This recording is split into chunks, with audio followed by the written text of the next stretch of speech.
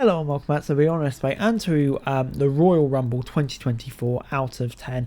Yeah, my favourite pay-per-view of the year, and yeah, we only have 4 matches on the card. Obviously the 2 Royal Rumble matches and Logan Paul versus Kevin Owens for the US title and the Fatal 4-Way for the Undisputed Universal title. But yeah, without further ado, let's get straight into it. It's starting off with the Women's Royal Rumble, and yeah, I'm just going to run through the list of entrants first. We saw Naomi making her return, which was great to see. Natalya, Bayley at 3, the Ray, Jordynne Grace, the TNA Knockouts champion, which was a really cool surprise. Indy Hartwell, Asuka, Ivy Nile, Katana Chance, Bianca Belair, Kairi Sane, Tegan Knox, Kaden Carter, Chelsea Green, Piper Niven, Xia Li, Zelina Vega, Maxine Dupree, Nia Jax, Shotzi, Becky Lynch, Alba Fire, Shayna Baszler, Valhalla, with a really fun skit with R-Truth.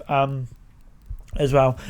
What a legend that guy is. Mia Yim, Zoe Stark, Roxanne Perez, Jade Cargill, Tiffany Stratton and Liv Morgan. And yeah, roughly 1/3 of the competitors were still in the match when Liv Morgan entered last, and the final 3 women were Morgan, Jade Cargill and Bayley.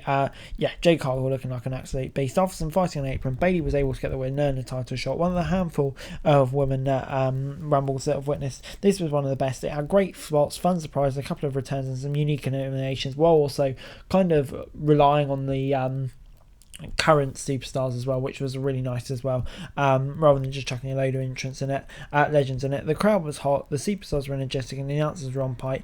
Everything about it works. I maybe would have had Lynch come in, be the second last, because yeah, I think most people had it down between Bayley and Lynch, so that kind of made the winner a bit obvious. But apart from that, kind of had no complaints with it really. Jade Cargill looked like a beast. Just a lot about the show, just a lot about it I really liked.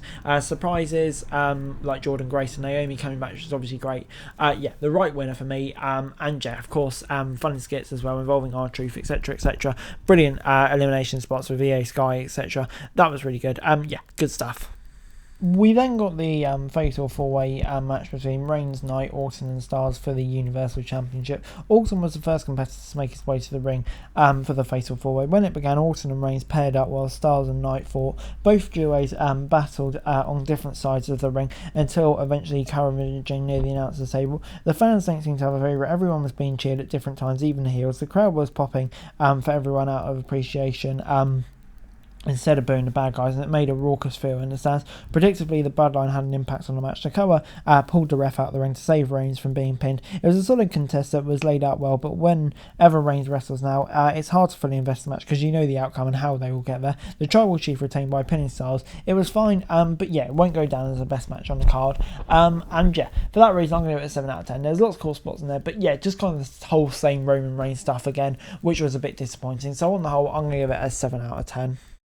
We then got the US title match between Logan Paul and Kevin Owens, and Paul was surprisingly trying to offer a handshake, but KO was having none of it. He immediately started unloading on the social media star with chops and punches. He quickly took the fight out of the ring and threw Paul into a few different things before bringing him back in. Every match has shown improvements in different parts of Paul games. Nobody's going to say he's Bryan Danielson, but to say he hasn't improved technically would be a lie. Not only has his in-ring work continued to impress, but he's also getting better at the facial expressions and character work to fill in the gaps between spots, and having someone like KO as a dance partner makes everyone look that much better. Just as he said he would, Owens kicked out of the knockout punch, one of Paul's best assets, with a set of brass knucks by the way of Austin Theory, but KO was able to steal them and he used them to hit a punch. The ref saw them on his hands, disqualifying him, declaring Paul the winner. This is one of the few times the DQ finish was the best outcome, and I thought the way they did it really works, because I was convinced that KO was the champ then. So yeah, I thought it was really good.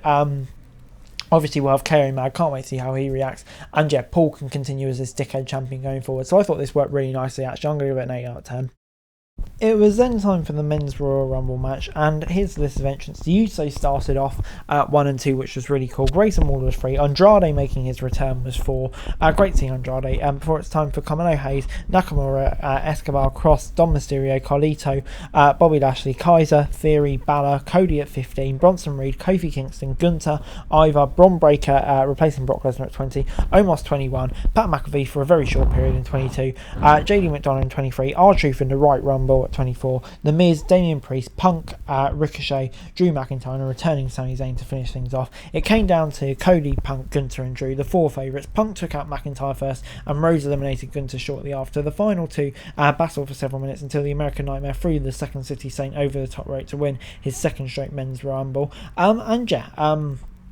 The match was a pretty standard affair. It was entertaining, not unpredictable. Most of the eliminations made sense. Some of the comedy stuff was great, and a few people had standout moments. However, the outcome, I think in the last few minutes, when you saw the Punk and Cody, I didn't know who was going to win, and where they kept on going, it's like a wrestling match for those few minutes, which all worked really nicely. And yeah, I thought the tension at the end was really, really high. I love the ending, and yeah, some of the surprise spots throughout were really good. It all worked. R-Truth being a tag partner. On the whole, I thought it was just really, really good stuff. Cody winning back-to-back, I'm absolutely not mad about it. I would love to see Punk win. I think Cody going to finish his story at WrestleMania will work really nicely as well. And yeah, hopefully he does actually finish his story this time. A huge pop at the end. And I thought on the whole, it was a really good Rumble match. So I'm going to give it an 8 out of 10 from me. I love the Royal Rumble matches, really. The 2024 Royal Rumble gets an 8 out of 10 from me. I thought, a really good Royal Rumble show.